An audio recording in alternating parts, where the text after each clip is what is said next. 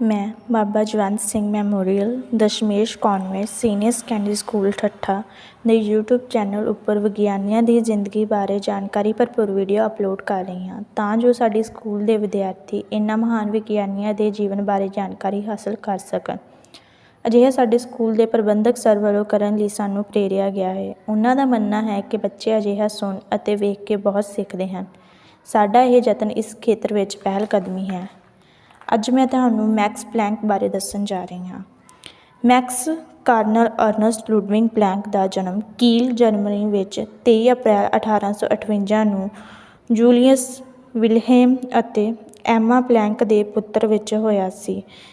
ਉਸ ਦੇ ਪਿਤਾ ਕੀਲ ਯੂਨੀਵਰਸਿਟੀ ਅਤੇ ਬਾਅਦ ਵਿੱਚ ਗੌਟਨ ਵਿੱਚ ਸੰਵਿਧਾਨਿਕ ਕਾਨੂੰਨ ਦੇ ਪ੍ਰੋਫੈਸਰ ਸਨ। ਪਲੈਂਕ ਨੇ ਮਿਊਨਿਖ ਅਤੇ ਬਰਲਿਨ ਦੀਆਂ ਯੂਨੀਵਰਸਿਟੀਆਂ ਵਿੱਚ ਪੜ੍ਹਾਈ ਕੀਤੀ, ਜਿੱਥੇ ਉਸ ਦੇ ਅਧਿਆਪਕਾਂ ਵਿੱਚ ਕਿਰਚੋਟ ਅਤੇ ਹੇਲਮਹੋਲਟਜ਼ ਸ਼ਾਮਲ ਹਨ, ਅਤੇ ਉਸ ਨੇ 1869 ਵਿੱਚ ਮਿਊਨਿਖ ਵਿਖੇ ਦਰਸ਼ਨ ਦੀ ਡਾਕਟਰੀ ਪ੍ਰਾਪਤ ਕੀਤੀ। ਉਹ 1880 ਤੋਂ 1885 ਤੱਕ ਮਿਊਨਿਖ ਵਿੱਚ ਪ੍ਰਾਈਵੇਟ ਡੋਜੈਂਟ ਰਿਹਾ। ਫਿਰ ਕੀਲ ਵਿਖੇ ਸਿਧਾਂਤਕ ਭੌਤਿਕ ਵਿਗਿਆਨ ਦਾ ਐਸੋਸੀਏਟ ਪ੍ਰੋਫੈਸਰ 1919 ਤੱਕ ਰਿਹਾ। ਕਿਸੇ ਸਾਲ ਉਹ ਬਰਲਿਨ ਯੂਨੀਵਰਸਿਟੀ ਵਿੱਚ ਕਿਰਚੌਫ ਦੇ ਬਾਅਦ ਪ੍ਰੋਫੈਸਰ ਬਣਿਆ, ਜਿੱਥੇ ਉਹ 1926 ਵਿੱਚ ਆਪਣੀ ਸੇਵਾ ਮੁਕਤੀ ਤੱਕ ਰਿਹਾ। ਬਾਅਦ ਵਿੱਚ ਉਹ ਵਿਗਿਆਨ ਦੇ ਪ੍ਰਚਾਰ ਲਈ ਕੈਂਸਰ ਵਿਲਹੇਮ ਸੁਸਾਇਟੀ ਦਾ ਪ੍ਰਧਾਨ ਬਣਿਆ, ਜਿਸ ਅਹੁਦੇ ਉੱਤੇ ਉਹ 1937 ਤੱਕ ਰਿਹਾ। ਪ੍ਰਸ਼ੀਅਨ ਅਕੈਡਮੀ ਆਫ ਸਾਇੰਸ ਨੇ ਉਸ ਨੂੰ ਨਿਯੁਕਤ ਕੀਤਾ, 1894 ਵਿੱਚ ਇੱਕ ਮੈਂਬਰ ਅਤੇ 1912 ਵਿੱਚ ਸਥਾਈ ਸਕੱਤਰ। ਪਲੈਂਕ ਦਾ ਸਭ ਤੋਂ ਪਹਿਲਾ ਕੰਮ ਥਰਮੋਡਾਇਨਾਮਿਕਸ ਦੇ ਵਿਸ਼ੇ 'ਤੇ ਸੀ, ਇੱਕ ਦਿਲਚਸਪੀ ਜੋ ਉਸ ਨੇ ਕਿਰਚੌਫ ਦੇ ਅਧੀਨ ਆਪਣੇ ਅਧਿਐਨਾਂ ਤੋਂ ਪ੍ਰਾਪਤ ਕੀਤੀ ਸੀ, ਜਿਸ ਦੀ ਉਸ ਨੇ ਬਹੁਤ ਪ੍ਰਸ਼ੰਸਾ ਕੀਤੀ ਅਤੇ ਆਰਕਲੋਜ਼ੀਅਮ ਦੇ ਪ੍ਰਕਾਸ਼ਾਂ ਨੂੰ ਪੜ੍ਹ ਕੇ ਬਹੁਤ ਧਿਆਨ ਦਿੱਤਾ। ਉਸ ਨੇ ਐਂਟ੍ਰੋਪੀ, ਥਰਮੋਇਲੈਕਟ੍ਰਿਕ ਆਇਟੀ ਅਤੇ ਪਤਲੇ ਹੱਲਾਂ ਦੇ ਸਿਧਾਂਤਾਂ 'ਤੇ ਪੇਪਰ ਪ੍ਰਕਾਸ਼ਿਤ ਕੀਤੇ।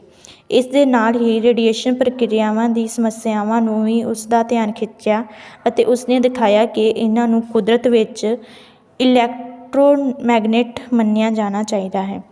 ਇਹਨਾਂ ਅਧਿਐਨਾਂ ਤੋਂ ਉਸ ਨੂੰ ਪੂਰੀ ਰੇਡੀਏਸ਼ਨ ਦੇ ਸਪੈਕਟਰਮ ਵਿੱਚ ਊਰਜਾ ਦੀ ਵੰਡ ਦੀ ਸਮੱਸਿਆ ਵੱਲ ਅਗਵਾਈ ਕੀਤੀ ਗਈ ਸੀ। ਤਾਪਮਾਨ ਦੇ ਫੰਕਸ਼ਨ ਵਜੋਂ ਬਲੈਕ ਬਾਡੀ ਦੁਆਰਾ ਨਿਕਲਣ ਵਾਲੀਆਂ ਊਰਜਾ ਦੀਆਂ ਤਰੰਗ ਲੰਬਾਈਆਂ ਦੀ ਵੰਡ ਤੇ ਪ੍ਰਯੋਗਾਤਮਕ ਨਿਰੀਖਣ ਕਲਾਸੀਕਲ ਭੌਤਿਕ ਵਿਗਿਆਨ ਦੀਆਂ ਭਵਿੱਖਬਾਣੀਆਂ ਨਾਲ ਭਿੰਨ ਸਨ।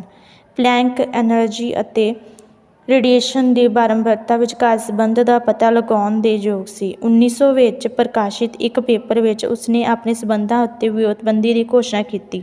ਇਹ ਇਸ ਕ੍ਰਾਂਤੀਕਾਰੀ ਵਿਚਾਰ 'ਤੇ ਆਧਾਰਿਤ ਸੀ ਕਿ ਇੱਕ ਗੂੰਜਣ ਵਾਲੇ ਦੁਆਰਾ ਉਤਸਰਜਿਤ ਊਰਜਾ ਸਿਰਫ ਵੱਖਰੇ ਮੁੱਲਾਂ ਜਾਂ ਕੁਆਂਟਾਂ ਨੂੰ ਲੈ ਸਕਦੀ ਹੈ। ਫ੍ਰੀਕੁਐਂਸੀ ਮਿਊ ਦੇ ਰੈਜ਼ੋਨੇਟਰ ਲਈ ਊਰਜਾ h ਮਿਊ ਹੈ, ਜਿੱਥੇ h ਇੱਕ ਯੂਨੀਵਰਸਲ ਸਥਿਰ ਹੈ, ਜਿਸ ਨੂੰ ਹੁਣ ਪਲੈਂਕ ਦਾ ਸਥਿਰ ਕਿਹਾ ਜਾਂਦਾ ਹੈ। ਇਹ ਨਾ ਸਿਰਫ ਪਲੈਂਕ ਦਾ ਸਭ ਤੋਂ ਮਹੱਤਵਪੂਰਨ ਕੰਮ ਸੀ, ਸਗੋਂ ਭੌਤਿਕ ਵਿਗਿਆਨ ਦੇ ਇਤਿਹਾਸ ਵਿੱਚ ਇੱਕ ਮੋੜ ਵੀ ਸੀ।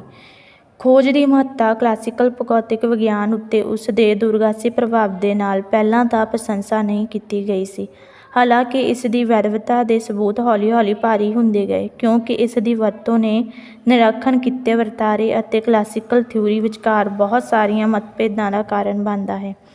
ਇਹਨਾਂ ਐਪਲੀਕੇਸ਼ਨਾਂ ਅਤੇ ਵਿਕਾਸਾਂ ਵਿੱਚ ਆਇਨਸਟਾਈਨ ਦੁਆਰਾ ਫੋਟੋਇਲੈਕਟ੍ਰਿਕ ਪ੍ਰਭਾਵ ਦੀ ਵਿਆਖਿਆ ਦਾ ਜ਼ਿਕਰ ਕੀਤਾ ਜਾ ਸਕਦਾ ਹੈ। ਕੁਆਂਟਮ ਥਿਊਰੀ 'ਤੇ ਪਲੈਂਕ ਦਾ ਕੰਮ, ਜਿਵੇਂ ਕਿ ਇਹ ਜਾਣਿਆ ਗਿਆ ਸੀ ਕਿ ਅਨਾਲਿਨ ਡੇਅਰ ਫਿਜ਼ਿਕਸ ਵਿੱਚ ਪ੍ਰਕਾਸ਼ਿਤ ਕੀਤਾ ਗਿਆ ਸੀ। ਉਸ ਦੇ ਕੰਮ ਦਾ ਸਾਰ ਦੋ ਕਿਤਾਬਾਂ ਥਰਮੋਡਾਇਨਾਮਿਕਸ 1897 ਅਤੇ ਥਿਊਰੀ ਡੇ ਵਾਰਮਮੈਟਰਿੰਗ 1906 ਵਿੱਚ ਦਿੱਤਾ ਗਿਆ ਹੈ। ਉਹ 1926 ਵਿੱਚ ਰਾਇਲ ਸੁਸਾਇਟੀ ਦੀ ਵਿਦੇਸ਼ੀ ਮੈਂਬਰਸ਼ਿਪ ਲਈ ਚੁਣਿਆ ਗਿਆ ਸੀ, ਜਿਸ ਨੂੰ 1928 ਵਿੱਚ ਸੁਸਾਇਟੀ ਦੇ ਕੋਪਲੇ ਮੈਡਲ ਨਾਲ ਸਨਮਾਨਿਤ ਕੀਤਾ ਗਿਆ ਸੀ। ਪਲੈਂਕ ਨੇ ਜਰਮਨੀ ਵਿੱਚ ਨਾਜ਼ੀ ਸਰਕਾਰ ਦੇ ਸਮੇਂ ਦੌਰਾਨ ਆਪਣੇ ਜੀਵਨ ਵਿੱਚ ਇੱਕ ਦੁਖਦਾਈ ਅਤੇ ਦੁਖਦਾਈ ਦੌਰ ਦਾ ਸਾਹਮਣਾ ਕੀਤਾ, ਜਦੋਂ ਉਸਨੇ ਆਪਣੇ ਦੇਸ਼ ਵਿੱਚ ਰਹਿਣਾ ਆਪਣਾ ਫਰਜ਼ ਸਮਝਿਆ ਪਰ ਸਰਕਾਰ ਦੀਆਂ ਕੁਝ ਨੀਤੀਆਂ ਦਾ ਖੁੱਲ੍ਹੇਆਮ ਵਿਰੋਧ ਕੀਤਾ। ਖਾਸ ਤੌਰ 'ਤੇ ਅਤਿਆਚਾਰ ਦੇ ਸਬੰਧ ਵਿੱਚ ਜੁਹਾਦੀ ਜੰਗ ਦੇ ਆਖਰੀ ਹਫ਼ਤਿਆਂ ਵਿੱਚ ਉਸਦਾ ਘਰ ਬਿਮਾਰੀ ਨਾਲ ਤਬਾਹ ਹੋਣ ਤੋਂ ਬਾਅਦ ਉਸਨੂੰ ਬਹੁਤ ਮੁਸ਼ਕਲਾਂ ਦਾ ਸਾਹਮਣਾ ਕਰਨਾ ਪਿਆ। ਉਹ ਨਾ ਸਿਰਫ ਆਪਣੀਆਂ ਖੋਜਾਂ ਅਤੇ ਮਹੱਤਵ ਲਈ ਸਗੋਂ ਉਸਦੇ ਮਹਾਨ ਨਿੱਜੀ ਗੁਣਾਂ ਲਈ ਆਪਣੇ ਸਾਥੀਆਂ ਦੁਆਰਾ ਸਤਿਕਾਰਿਆ ਜਾਂਦਾ ਸੀ। ਉਹ ਇੱਕ ਪ੍ਰਤਿਭਾਸ਼ਾਲੀ ਧਿਆਨ ਵਾਦਕ ਵੀ ਸੀ। ਕਿਹਾ ਜਾਂਦਾ ਹੈ ਕਿ ਇੱਕ ਸਮੇਂ ਸੰਗੀਤ ਨੂੰ ਕੈਰੀਅਰ ਮੰਨਿਆ ਜਾਂਦਾ ਸੀ। ਪਲੈਂਕ ਦਾ 2 ਵਾਰ ਵਿਆਹ ਹੋਇਆ ਸੀ। ਆਪਣੀ ਨਿਯੁਕਤੀ ਤੋਂ ਬਾਅਦ 1885 ਵਿੱਚ ਆਪਣੀ ਜੱਦੀ ਸ਼ਹਿਰ ਕੀਲ ਵਿੱਚ ਐਮਿਸਟੇਡ ਪ੍ਰੋਫੈਸਰ ਨਾਲ ਆਪਣੇ ਬਚਪਨ ਦੀ ਇੱਕ ਦੋਸਤ ਮੈਰੀ ਮਰਕ ਨਾਲ ਵਿਆਹ ਕਰਵਾ ਲਿਆ। ਉਸ ਦੀ 1909 ਵਿੱਚ ਮੌਤ ਹੋ ਗਈ। ਉਸਨੇ ਆਪਣੀ ਚਚੇਰੀ ਭੈਣ ਮਾਰਗਾ ਵਾਨ ਹੋਸਲਿਨ ਨਾਲ ਦੁਬਾਰਾ ਵਿਆਹ ਕਰਵਾ ਲਿਆ। ਉਸਦੇ 3 ਬੱਚੇ ਜਵਾਨੀ ਵਿੱਚ ਹੀ ਮਰ ਗਏ। ਉਹ 2 ਪੁੱਤਰਾਂ ਨੂੰ ਛੱਡ ਗਿਆ।